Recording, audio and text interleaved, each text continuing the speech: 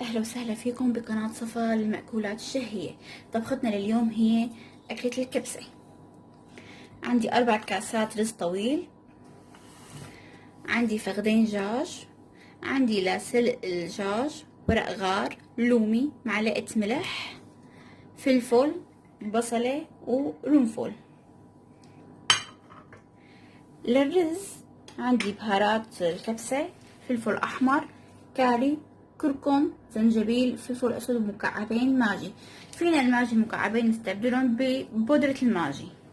عندي بصلة، سنين توم مقشرين ومقسمين بهي الطريقة، بندوراية وفليفلة، ومعلقة رب البندورة، ومعلقة عسل كبيرة. خلونا معنا لنشوف لشو العسل. عندي طنجرة الضغط، خليني احط فيها الدجاج،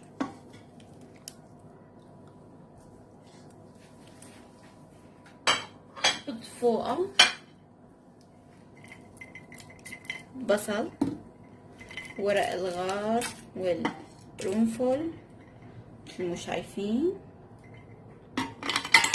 والباقي حطهم فرن واغمرها مي.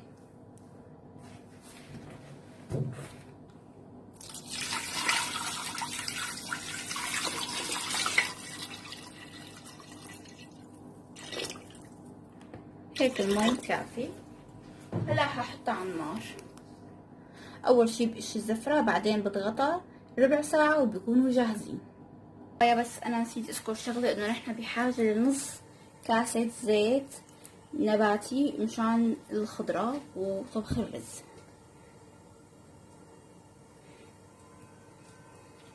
نستنى ليحمى الزيت. وهلا بعد ما حمي الزيت هنزل البصل وشرائح الثوم،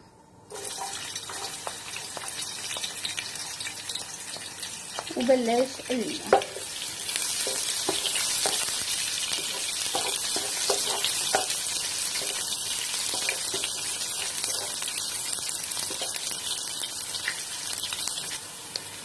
هلا بلش يتغير لون البصلة.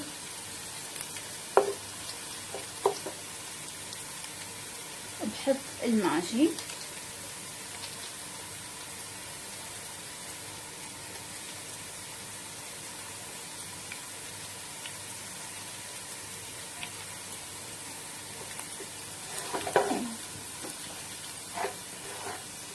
بدوبهم.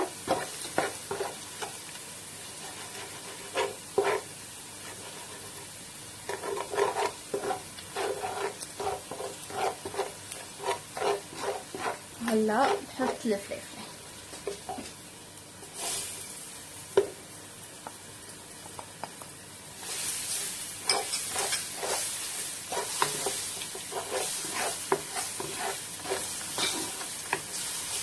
النار تكون خفيفه بهاي المرحله.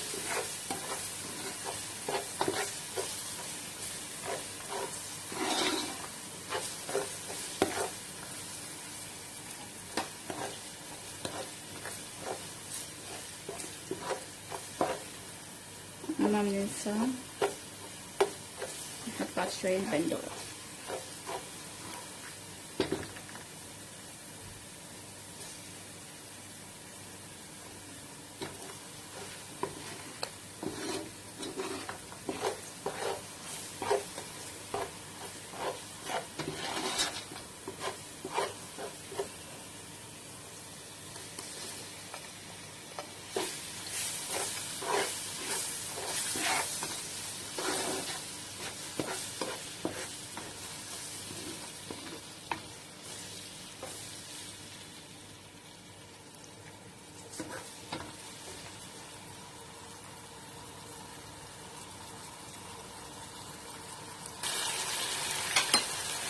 ومعلقة رب البندورة.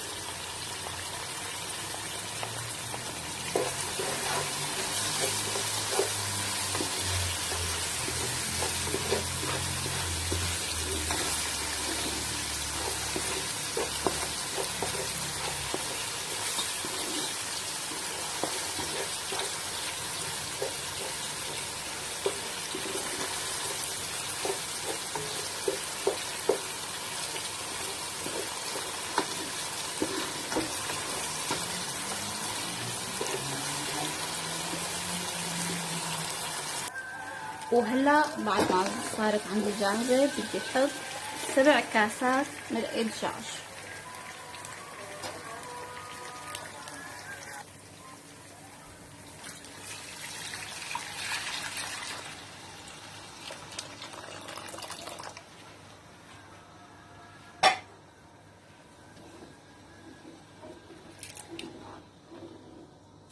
وهلا هحط باقي البهارات.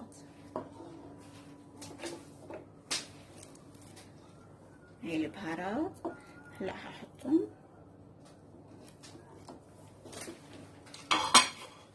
حركهم. بعد ما حركتهم هستناها لتغلي عشان نحط الرزات. وهلا قبل ما انزل الرزات خليني دوقها واتاكد من ملحها.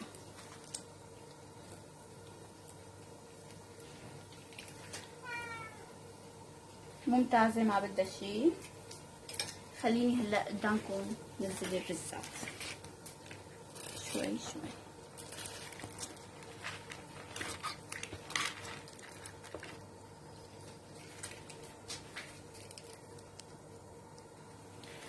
خليني اوزع الرزات هلا.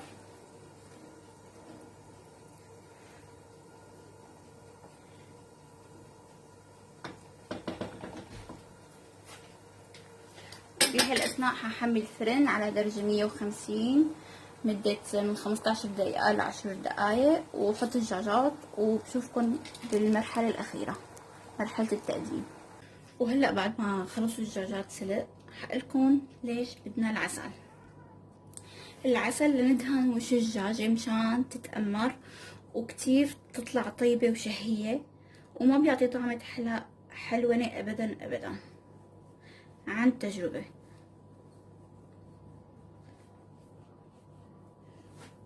بيعطيها طبقة خليها تقرمش، وإذا ما في عسل ممكن نستبدله بدبس الرمان.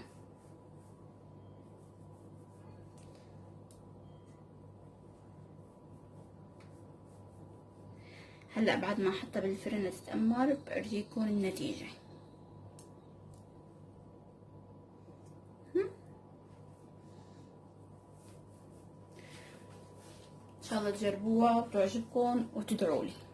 وهلا هيك صبايا وشباب صارت طبختنا جاهزة، ان شاء الله تعجبكم يا رب. وهيك طلعوا الدجاجات مقمرين لونهم ذهبي ما احلاهم، وان شاء الله صحتين وهنا يا رب.